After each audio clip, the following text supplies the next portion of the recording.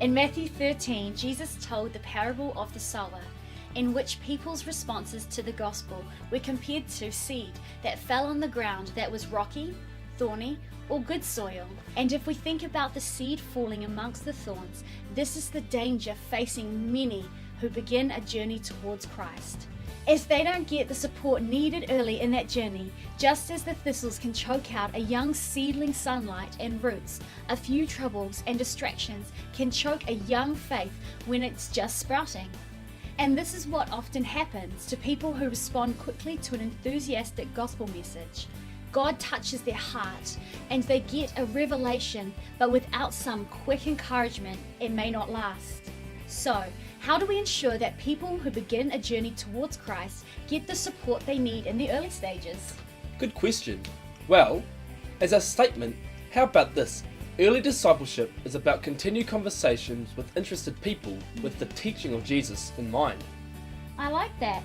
Now, by saying it's a continued conversation, the first point is that the best people to initiate these conversations are the Christian friends these new people have already been in conversation with. I mean, they're the people this new person already knows and trusts, right? Too right. And this is important because only a small percentage of new believers will ever come to a formal discipleship class or program with a bunch of people they don't know, because it feels awkward. And this is why choosing an approach that seeks to really leverage any existing relationships is the way to go, and, if achieved, could help the young seedling's roots and foliage become more established. And as an idea, if the Christian youth really wasn't up to leading a conversation with their interested friend, a youth leader could maybe offer to meet with both of them. This way, the existing relationships are still being kept intact with only one new person in the room. The second thing sitting within this statement is the idea that these conversations are not only for new believers, they're equally for anyone who has expressed a spiritual interest. And this is because, in the West, many people are increasingly belonging before believing. To explain this idea, in the past, people used to come to faith quicker, so they might believe in Jesus and then attend church after that. But these days, people are taking a lot longer to think things through, and they often get involved in a church group as part of the investigation, and only make a decision to believe later on.